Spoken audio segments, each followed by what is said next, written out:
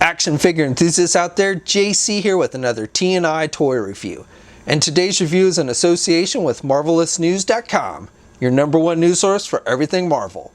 And for today's review, I'm going to be taking a look at the brand new Marvel Legends 6-inch X-Men Silver Samurai and Wolverine figures from Hasbro. Now both of these figures are part of a subline that pays tribute to the old Toy Biz 5-inch X-Men figures. So you've got the card backs that look like the packaging for that old line. You'll notice with the Wolverine figure, also known as Patch, he comes on the standard orange card back like we've seen with the other figures in this wave. And then we've got Silver Samurai, who's a villain character, the only villain in this first wave of X-Men figures, and you'll notice he comes on a purple card back, and that again pays tribute to the old Toy Biz line. Back then all the villain characters came on purple card backs and all the hero characters came on the orange ones. You've still got the Uncanny X-Men logo up at the top for both figures. You've got the Marvel 80 years anniversary logo. You've got artwork off to the side for each character and a brief description of the accessories and the names, and both figures are clearly displayed on the card backs. Then when you turn them over, you'll notice that again it looks very much like the old Toy Biz figures. With Silver Samurai you've got the red and the white, and then for the Wolverine you've got the yellow and white. Off to the side you've got to look at all the figures in this first wave of this subline, and then you've got brief bios for both characters in multiple languages. Alright, let's get these open and take a look at what's inside. Okay, so here's a look at the figures outside the packaging along with their other contents. Now, because both of these figures are part of a subline, there are no Build-A-Figure pieces included with these. As for accessories for the Silver Samurai, the only thing you get are his 2 katana swords. So with these, you've got the silver on the blade, the silver plastic, and then you've got the black with the sculpting details, so it looks like it's actual wrapping. We've seen these swords used in the line before. One is a little bit bigger than the other. And then for Wolverine, he also comes with a katana sword. His is just with a black blade, and again you've got the same kind of wrapping on the handle. And we'll be seeing this sword with another Wolverine figure in the near future with that Cowboy Logan figure, and that one will have a red blade. Besides the swords, you also get an extra pair of hands for Wolverine. He's got the clawed hands, and then he gets a pair of open hands that are grip hands, so he can actually hold the sword. The Silver Samurai comes with 2 different grip hands, so you can put either sword in either hand, and he does hold it nice and tight. And then you also get these little loops on the side here on the left side so that you can stick the swords in there, use it as kind of a sheath, and both swords will fit in there. And again, they do fit nice and tight, so you don't have to worry about them falling out or anything. Now with the Wolverine figure with the clawed hands, just like we've seen with all the previous Wolverine figures, you can remove the claws from the hand if you want to. They just stick in there with the little tabs, and so you can remove 1, 2, or however many as you want, and you can have them flip people off. Now the claws are done with just a gray plastic like we've seen with most of the Wolverine figures. The only one that ever had the chrome claws were the original San Diego Comic-Con exclusive X-Force Wolverine, which I really wish they'd gone back to. I really like those chrome claws, but as it is, we just get the gray plastic. Now with the extra pair of hands, I don't know if this is an error with just my figure, but it looks like I've got 2 left hands and not a right grip hand. I don't know why they would give you 2 left hands. Both are grip hands so that you can put the swords in there, but again, I've got 2 left hands, so I think that's an error with my figure. I think one should be a right hand and one should be a left hand, and to switch out the hands, you just pop them off like you always do, and then you just pop in the hand you want to replace it with. And then again, with these grip hands, you can put the sword in there, and he does hold it fairly tight. Now, like I said, I don't know why my figure came with 2 left hands, but I have a feeling that's an error, and that yours will probably come with 1 right and 1 left grip hand. Okay, now for the figure, starting with Silver Samurai, and I do believe this is the first time that we've gotten Silver Samurai in the Marvel Legend line, the 6-inch Marvel Legend line. Toy Biz back in the day did do a 5-inch version, which actually had chrome silver on it. It would have been kind of cool if Hasbro had paid tribute to that figure by giving this one chrome. But as it is, you've just got the metallic silver paint, and these like these shoulder pads and these flaps that come over his waist. These are done with a soft plastic, and these do actually, they look like more plastic than metal. But I do like the metallic silver they used on the chest plate here and on the gloves. I think that actually, it looks like actual metal. And on the back here, you've got nice detailing as well. And, you know, like I said, these flaps here are soft plastic and they look good. I mean, you've got some nice sculpting detail, same with the shoulder pads, but they just look more plastic than metal. Then with the helmet, he's got that samurai helmet, which looks pretty good. And, you know, it's not removable. Again, this back portion of the helmet is a softer plastic, and you've got some sculpting detail. Now this portion actually looks more silver. It doesn't actually look plastic, so I like that. It would have been nice if the shoulder pads and the flaps here at the waist look more like this back portion of the helmet here. And then he's got these things that stick out the front here, and these again are done with a soft plastic, and he's got the red there in the middle. And again, even though it's not, it looks like the helmet is actually removable, but it's not. And so I think they did a good job with that, good skin tone and everything. I like the detailing, like you've got these ropes here up on his shoulders, which are supposed to be holding the armor plating on his chest and on the back here in place. So I like that added detail. And then you've got like these rivets on his belt and stuff, so that all looks pretty good. So I think they've done a good job of capturing the likeness of the character. Again, it would have been cool if they'd paid tribute to the old Toy Biz one by actually doing it in chrome, but I kind of understand why they didn't do it. Oh, and the symbol on his chest is painted with the red, and again, that looks very comic book accurate. Now for the Wolverine figure, also known as Patch, I think they've done a pretty good job here. Now, like with Silver Samurai, I believe this is the first time we've ever gotten a 6-inch version of Wolverine with this outfit.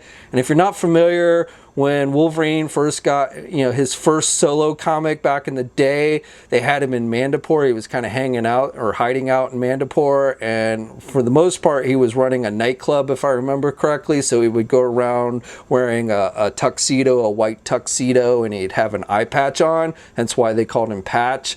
But periodically he would go out and do superhero type things, and instead of putting on his Wolverine costume, because he didn't want people knowing that, you know, he was Wolverine and such, he put on this black outfit. And so that's why he's got this strange kind of mask thing over his eyes, which look like netting, or to me always look like he stole some of Spider-Man's webbing and put it over his eyes or such. But that is pretty comic book accurate when he would go out in this look and such, you know, because you couldn't tell that this was Logan / Wolverine with the you know, hairstyle that obviously everybody in Mandapore had, right, and the big chops and everything. But as it is, you know, I think they've done a good job of capturing the look of the character. And, you know, we've seen this type of head sculpt for Wolverine before with the open angry mouth and the teeth and such. And, you know, he's got the hair with a blue wash, which looks pretty good. So I think they've done a good job with that. And then he doesn't have any sleeves, and they've painted the hair on the arms there, which actually looks pretty good. To me, it actually does look like hair. You know, Wolverine is a very hairy guy, so I think they've actually done a pretty good job with the arms. And then he's got the gloves and everything. He's got the red belt, which is a separate piece, and the rest of the figure is done with just the black outfit. Good size. I'll show you measurements and everything, but definitely it's a good size for Wolverine.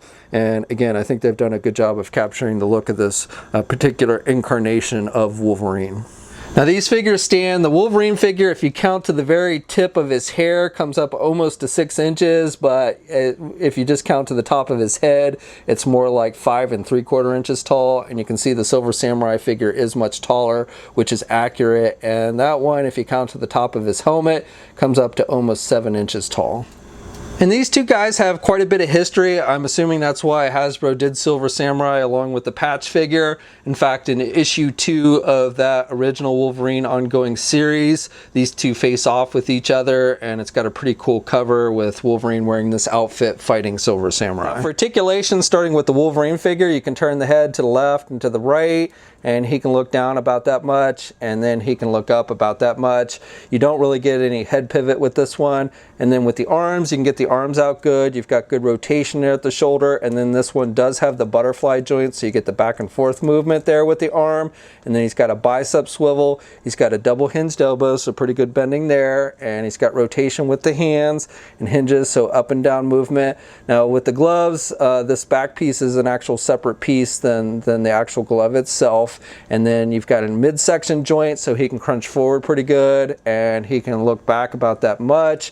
You also get a waist swivel with the legs. He can do the splits that much. You can get the leg forward good, and you can do the leg back pretty good as well. You get a thigh swivel, you get a double jointed knee, so good bending there at the knee. You do not get a boot cuff swivel, but you have hinges on the feet, so up and down movement, and you do have ankle pivot with this one, of course, and 2 peg holes on the bottom of the feet. With Silver Samurai, he can turn his head to the left and to the right, and really doesn't have much in the way of back and forth movement on this one, or head pivot, so you really just get the rotation with him. And then with the arms, you can get the arms out about that much. You can rotate the arm, but you do want to be careful because you've got those shoulder pads, so you have to kind of do them out when you rotate the arm around.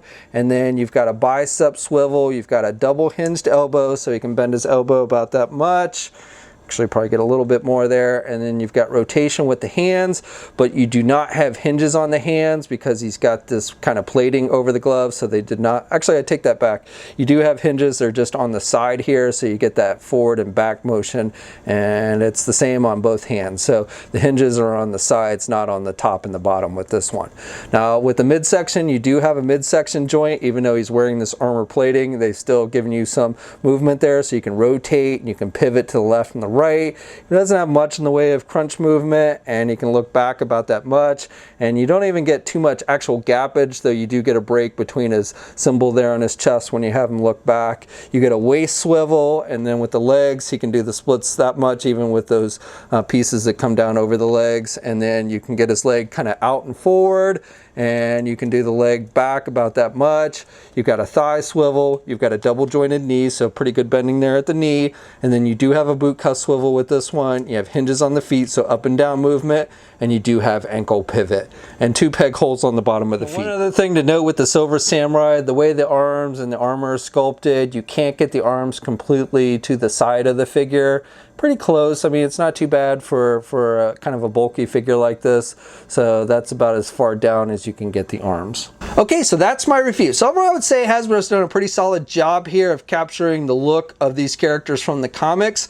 Both are semi-obscure characters as far as X-Men villains go. Silver Samurai is pretty obscure, and probably we consider him more of a Wolverine villain than an X-Men villain. But I am glad that we're finally getting him in the 6-inch Marvel Legend line. Would have been cool if they'd paid tribute to the old 5-inch Toy Biz one by doing him in chrome, but I understand them not going that route, and I think overall they've done a pretty good job with this one. The Wolverine / patch figure, also I think they've done a good job. It's a more obscure version of Wolverine. I think Hasbro eventually will give us all versions of Wolverine, and so if you do like this particular version with the, you know, the netting over his eyes and everything, then I think it's worth checking out. Hopefully eventually we'll actually get a Wolverine in the tuxedo, the white tuxedo with the eye patch. That would be kind of a cool figure. Maybe if they did it with a Hulk in the tuxedo, a gray Hulk in the tuxedo, Mr. Fix-It, and do that as a 2-pack like one of the classic covers from the old Wolverine comic. As it is though, like I said, I think Hasbro's done a pretty good job with these, and if you're a fan of these characters, you'll probably want to check these out. Now this wave, the wave with these figures, has started to see a limited release. I got mine from Robot Kingdom, which is an overseas retailer, but you should start seeing these in greater numbers here in the United States by early August. We'll have a full image gallery up at marvelousnews.com. There'll be a link in the video description below. As always, leave a comment, let me know what you think. If you're so inclined, like the video, subscribe to the channel if you haven't already, and hit the bell notification so you're alerted every time I upload a new video. And of course, you can also follow me on my Facebook, Twitter, and Instagram accounts. Stay tuned tomorrow because I should be getting up a review of the new 2-pack featuring the updated Colossus figure and Juggernaut figure. So I'm pretty excited for that one. And again, I'm hoping to have that review up sometime tomorrow. So until next time, guys, I'll catch you later.